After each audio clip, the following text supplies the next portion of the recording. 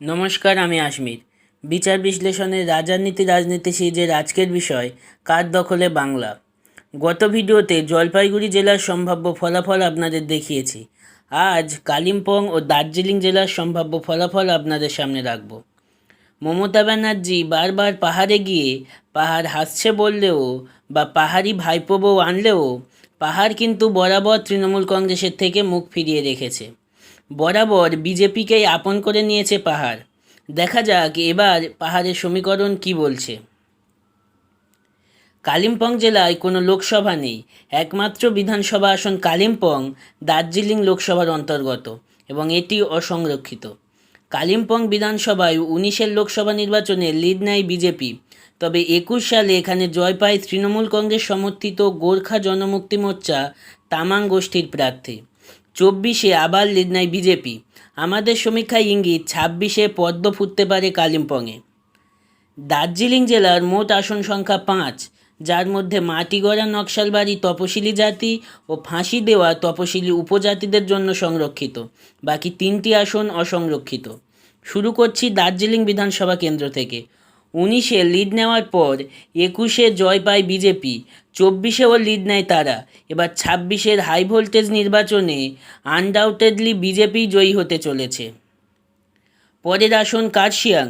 দার্জিলিংয়ের মতো এখানেও 19 এবং 24 সালের লোকসভা নির্বাচনে লিড নেয় বিজেপি, জয়ী হয় 21-এর বিধানসভা নির্বাচনেও।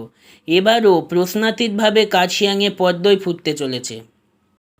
পরের আসন মাটিগড়া নকশালবাড়ি। এসসিদের জন্য সংরক্ষিত এই আসনেও শেষ 3 নির্বাচনে বিজেপির বিজয় পতাকা উড়েছে।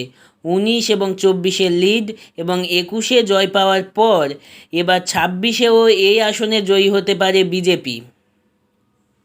পরের আসন শিলিগুড়ি। 19 এবং 24-এ এই আসনে লিড নেয় বিজেপি।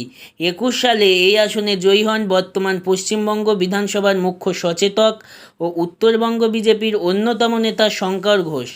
এবারও তার জয় প্রায় 100% নিশ্চিত। দার্জিলিং জেলার শেষ আসন ফাঁসি দেওয়া। এসটিদের জন্য সংরক্ষিত এই আসনেও 19 সালে লিড নেয় বিজেপি, জয় পায় 21-এর বিধানসভা নির্বাচনে। তারপর 24-এও লিড ছিল বিজেপির। এবারও বিজেপির জয়ের সম্ভাবনা প্রবল।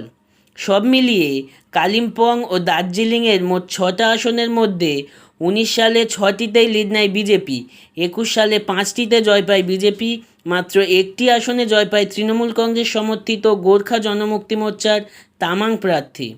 তবে 24-এর লোকসভা নির্বাচনে আবারও 6টি আসনেই এগিয়ে যায় বিজেপি। আর আমাদের মেগা ওপিনিয়ন পোলে ইঙ্গিত 26-এর বিধানসভা নির্বাচনেও 6টি আসনেই ফুটতে পারে পদ্ম। এবারও পাহাড়ে তৃণমূল কংগ্রেসকে ক্লিন সুইপ করতে পারে বিজেপি। আলিপুরদুয়ার জেলার মতোই এখানেও শাসক দলের খাতা খোলার কোনো সম্ভাবনা নেই, যদিও এটি একটি সম্ভাবনা মাত্র। শেষ কথা জনগণই বলবে। আজকের মতো এই পর্যন্ত। দেখা হবে পরের ভিডিওতে উত্তর দিনাজপুর জেলার সম্ভাব্য ফলাফল নিয়ে। তাই বাংলার 294 আসনের মেগা ওপিনিয়ন পোলের একটিও পর্ব মিস করতে না চাইলে চ্যানেলটি সাবস্ক্রাইব করে অল নোটিফিকেশানে ক্লিক করে দিন। আর ভালো লাগলে লাইক, শেয়ার, কমেন্ট করতে ভুলবেন না। ধন্যবাদ।